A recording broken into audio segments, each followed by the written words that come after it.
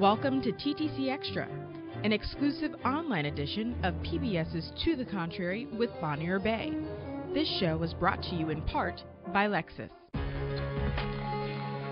While other luxury car makers are still building their first hybrids, Lexus hybrids have traveled 5.5 billion miles. Imagine where we'll go next. Whether they are updating profiles or playing video games, more women are using Facebook more often. Almost 40% of American women are hooked on the social networking site.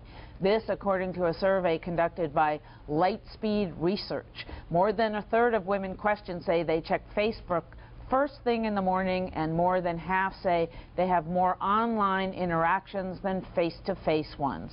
Are we going nuts here, Nicole? What's going on?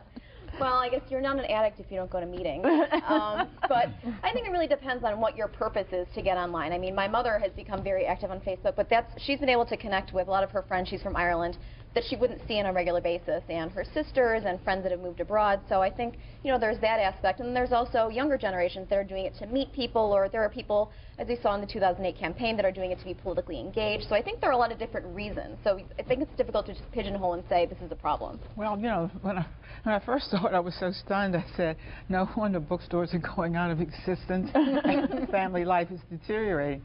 Then I thought about it. And I thought, you know, Facebook must have become what the internet was. I mean, it must have become, for many people now, the major way of wasting their time, of communicating. You know, when the internet was really big and people would go on and chat with people, maybe, and I don't know, maybe what they're doing now is essentially moving over to try to make Facebook into that kind of medium. Your thoughts? Can I say I don't have a Facebook page? And it's now on purpose, basically. You and my husband are the only two people we're the in last America. two holdouts in America. Okay, that's good. They should interview us about that. No, and strictly because as I heard friends who got on, you're right, it's all for different reasons. For a lot of folks in the beginning, it's to catch up, and they spend a lot of time meeting people from high school and way back when. And most of those people who were using it for that reason, a month, 2 months later, have gotten over it. And they're kind of like, now it's a distraction for them, and they don't even go there. But people do use it for being involved type of reasons, whether it be political or other community type of ways, reaching out and finding new audiences on things. So, I mean, jobs. But like anything, it's got its good functions, but we don't always use them for good. You know, I think it's the future. I run a non-for-profit, as you know, and I'm reading a book now called The Networked Non-for-Profit.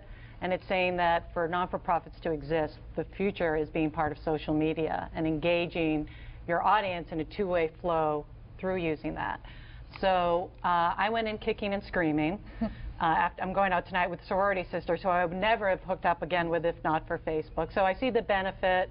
I'm scared all the time that someone's going to see something about me that I didn't want the public to know.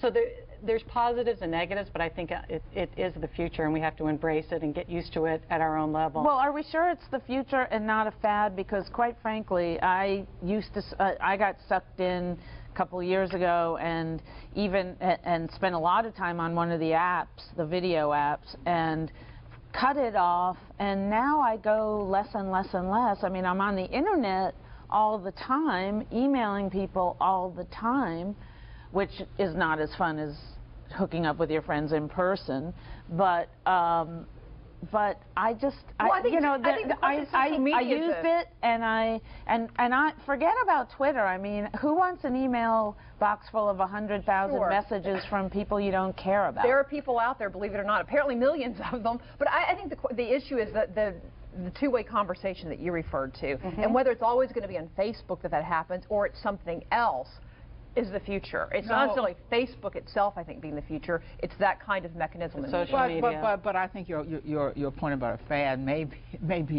become true. I mean, the number of new Facebook subscribers went down in June for the first time, and you know, when people get used to it and the next thing comes up, right, they're like they do it. What interests me is that politicians are now beginning to use Facebook.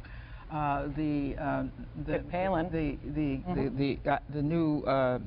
man Ehrlich, who's running for governor of Maryland, just announced who his running mate was on Facebook. The reason he's doing that is because it's a way to multiply your friends. all kinds of people who wouldn't look at you if you announced it by going to the State House now have to look at you because you're going and you're dialing into their friends. All right.